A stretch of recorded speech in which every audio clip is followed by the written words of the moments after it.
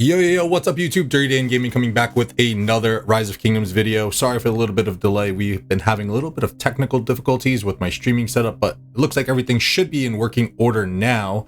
I did make a video the other day. Mic settings were a little off. I got frustrated. I did like a 30-minute video and all for naught. But we are here, and that delay kind of works too. So we are here to talk about the new commanders that are coming into Rise of Kingdoms. I did not forget. I usually am very much on top of these things. However, with April Fool's Day being yesterday, I really just kind of wanted to avoid Lilith maybe pulling a fast one on us and saying haha, because this is something that we've never seen before in Rise of Kingdoms with these new commanders. So we are going to talk about them. They are going to be the new infantry commanders. So without further ado, let's jump right into it.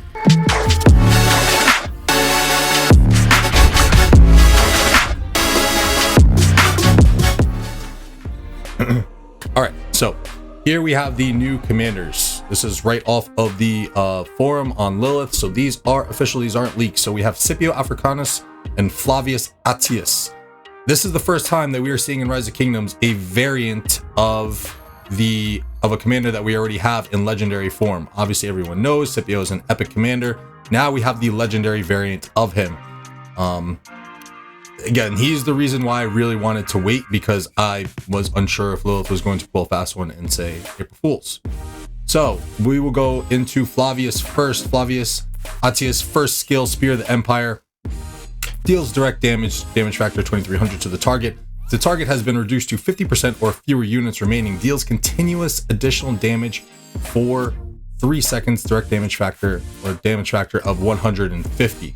That is pretty dope. If it works anything like the Belisarius skill, then Belisarius, the YSS skill, as soon as a rally is getting below 50%, for that to take continuous additional damage, that's pretty wild. So make sure you're filling up those rallies, because that's I mean, and just the additional skill damage aside, look at the big nukes that are coming into the game. I mean, we had Nevsky with 2500, now Flaevius with 2300.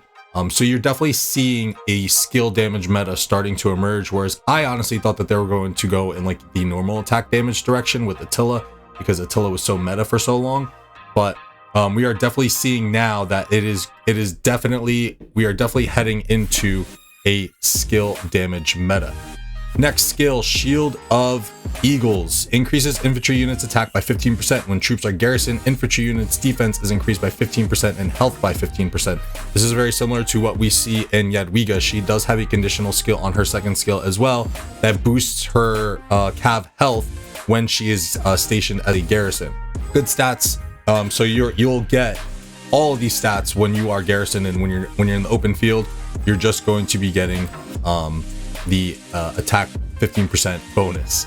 And then also, just a quick note, I don't think I mentioned it, infantry, garrison, and skill damage commander. You can imagine this guy with a YSS with an already massive nuke. So let's keep going. Defense of Gaul. Increases troops counterattack damage dealt by 20%. When troops are garrisoned, normal attacks inflict a debuff on the target that increases the damage they take from infantry by 1% for 15 seconds, stacking up to 10 times. This effect triggers once every 10 seconds. So counterattack damage, very nice. This will actually even help you in the field a little bit too. Don't know if he's really going to be utilized as a field commander, but we'll see as we get into the other skills that he has.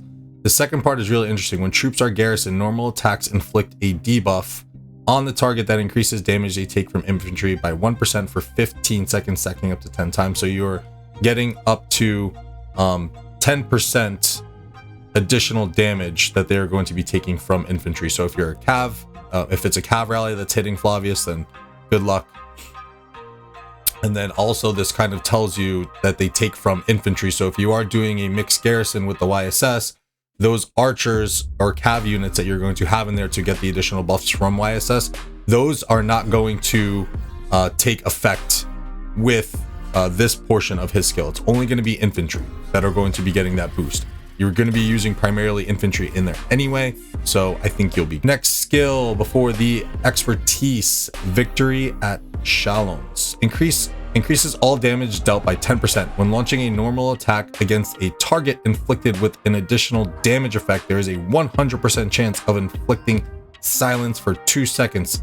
This effect triggers once every 7 seconds. So increase the all damage dealt 10%. That's something that we see in rallying garrisons all the time.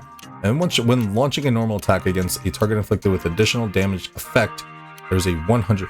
So this will obviously take effect with his primary skill, but then also with, I believe, Zenobia, because Zenobia has an additional damage as well. So a little bit of synergy that's coming there with Flaevius and with Zenobia.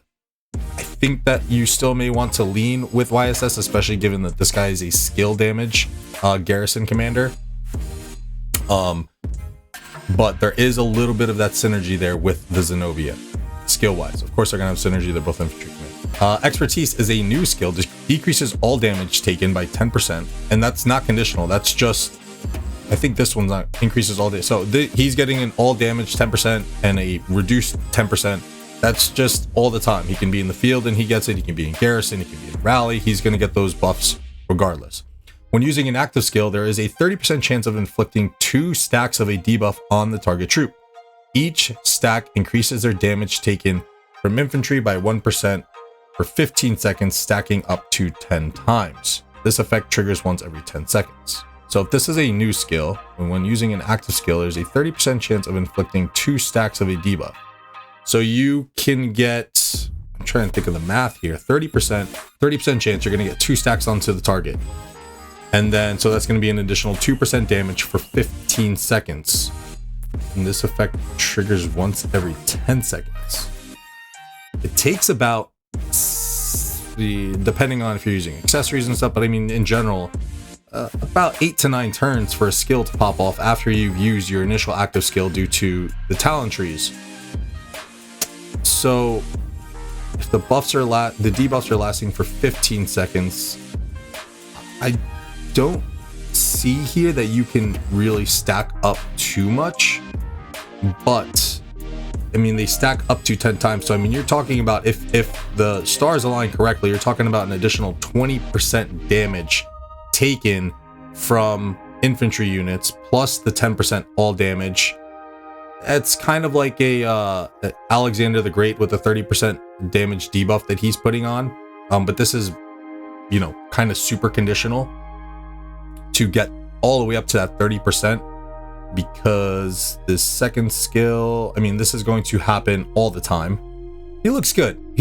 I think that, I mean, he's not offering the tankiness or the heals. He does, I mean, he has the massive nuke, so I think he's probably going to replace Zenobia with YSS. I think that you could probably do both of them, honestly, because Zenobia is giving you so much infantry health. I really think you can't go wrong. In terms of which one will become the new meta, I'm really not too sure. That is going to be a good question that's going to require some testing.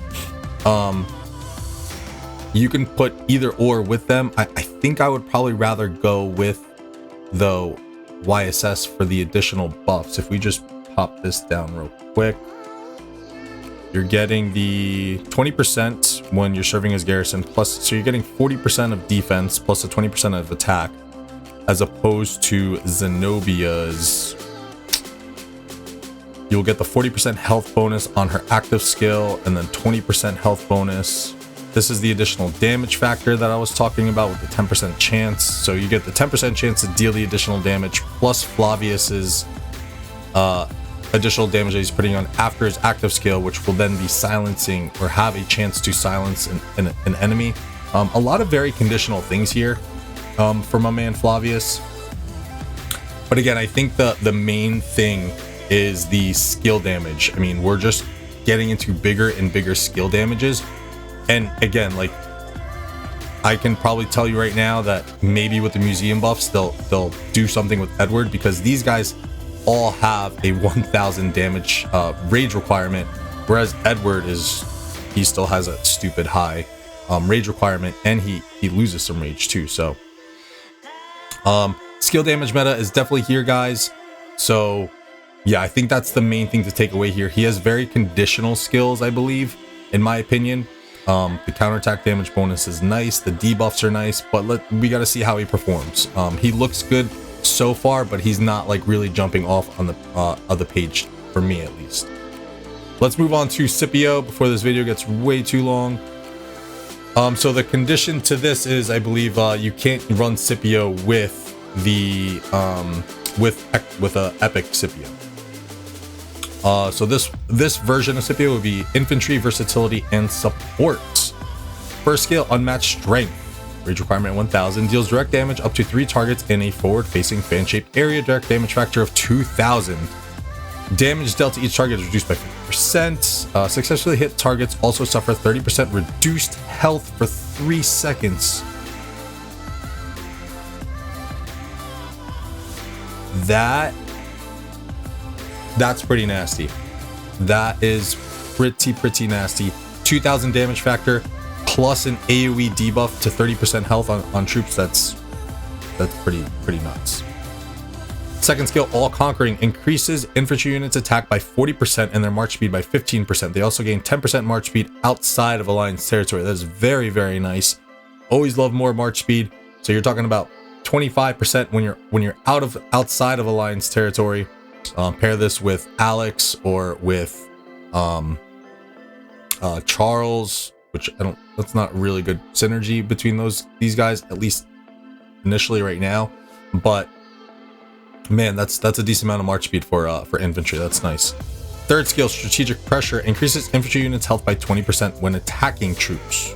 I guess that makes sense. When attacked. So if you're running away and you're trying to get away from the battle or getting smashed, you're not going to have that 20%. You have to be attacking units. So I had to think about that one for a second. And grants each attack a 10% chance of dealing continuous additional damage for 3 seconds. Dark damage factor of 500. So here we see the additional damage kind of sprinkling in again. Maybe these guys will be paired together for Garrison, because that's a nice amount of health that you're getting. 55% attack. You'll get the 15% defense, 15% health, all the way up to 35% health, and then you have the synergy with the additional damage factor to potentially silence troops if you are pairing this with Flaevius. Next skill, Testudo Formation. This is another reason why I thought it was going to be an April Fool's joke, because Testudo Formation, if you guys don't know, that is a talent point within the defense tree. So maybe Lilith getting a little bit lazy, or I thought, again, I was alluding to an April Fool's joke. But when troops on the map take skill damage, there's a 50% chance of reducing that damage by 30% and there's a 50% chance of reducing that damage by 30% and forming a shield that covers up to 3 allied troops for 3 seconds. Dark damage factor of 500. So this is nice. This is a little bit of that Alex flair again that they're kind of sprinkling in here to give your alliance mates a little bit of a shield. 50% chance to reduce that damage by 30% is pretty big. When troops on the map. So this means that he probably will not be in the garrison situation, because when on the map refers to rally or open field. So you would lose an entire skill out of this unless his expertise is outstanding. I don't see why you would put someone in garrison like this if you're going to lose out on an entire skill. Last skill, Fiery Rage, increases skill damage dealt by 10%. When the target is silenced, rage grows 30% faster. So I'm thinking, yes, you're still having that synergy with Flaevius. I'm thinking right off the top of my head with this, he is going to be paired with Guan to help Guan give a little bit of that tankiness that Guan desperately needs. Your rage is going to grow 30% faster, which could potentially help you chase the expertise of Guan's, which I just kind of thought was impossible in a sense. So Guan, off the top of my head, is definitely a good combo. You could run him with, I think Herald as a secondary is very nice. I mean, this guy in rally situations too, with a reduced damage taken, doing Scipio with the call potentially. Probably you still have the ability to be swarmed a little bit, but I think you could probably run a rally with these guys.